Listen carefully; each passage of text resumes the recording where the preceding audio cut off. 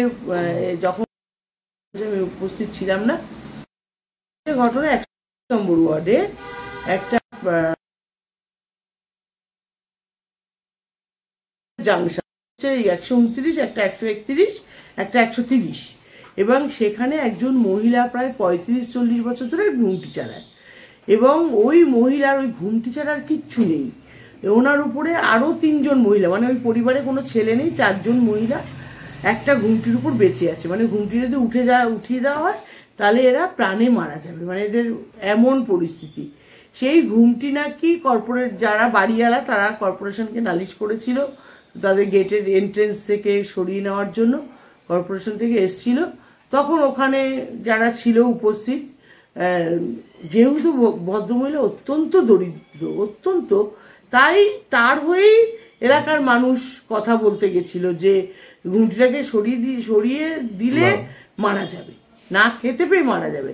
আর আমাদের মুখ্যমন্ত্রী মমতা বন্দ্যোপাধ্যায় অত্যন্ত মানবিক মুখ, তিনি হকার উচ্ছেদ বা ঘুমটি সরানো এগুলো যদি তিনি কর্পোরেশনকে বলেও থাকে, তিনি কিন্তু সঙ্গে একথাও বলেছেন দরিদ্র মানুষদের চলবে কি করে, দরিদ্র মানুষদেরও পেটের কথা ভাবতে হবে। সেই অনুযায়ী এলাকার মানুষ সঙ্গে, আমাদের এলাকার মানুষের মধ্যেই টিএমসি কর্মীরা পড়ে, প্রত্যেকে এসছিল। তো তর্কাতর্কি হতে হতে আমি যেটা শুনেছি, আমি দেখিনি চোখে, তর্কাতর্কি ধাক্কাধাক্কি হয়েছে, এটাই ঘটনা। তারপরে কর্পোরেশন থেকে মনে হয় যেহেতু ধাক্কাধাক্কি হয়েছে, সেহেতু পিকলু অভিজিৎ মৈত্র নামে একটা ডায়েরি এফআইআর করা হয়েছে, এবং সেই অনুযায়ী আজকে পর্ণশ্রী থানা পিকলুকে অ্যারেস্ট করেছিল, এবং বিকেলবেলায় কোর্ট থেকে সে জামিন। দিদি একটা কথা জিজ্ঞেস করি, ঘটনাটা ঘটেছে রাত্রি 7:30 পৌনে 1টা নাগাদ, কিন্তু কর্পোরেশনের লোক কি অত রাতে আসতে পারে? আপনি কি বলবেন? আমারও কিন্তু সেটা জানা নেই, কারণ কর্পোরেশনের আমরা যেটা জানি দিনের আলোয় মোটামুটি 4:30-5টার মধ্যেই এই কাজগুলো করা উচিত। কেন 7:30-8টায় কর্পোরেশনের লোক হঠাৎ করে এলো সেটা আমারও ধ্যান ধারণার বাইরে।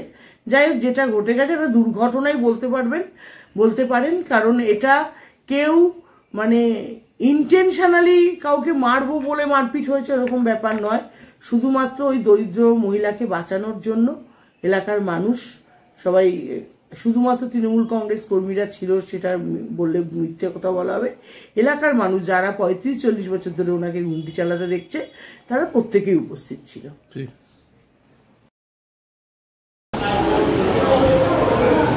আমাদের পৌরসভায় যদি কাউকে লাঞ্ছনা কেউ করে, গায়ে হাত তোলে, তাহলে এটা আমার গায়ে হাত তোলার সমান, কারণ I am heading the Calcutta corporation. নিশ্চিতভাবে আমি ধন্যবাদ জানাই কলকাতা পুলিশকে যে সঠিকভাবে ইন্টারভেন করার জন্য, অ্যারেস্ট করার জন্য।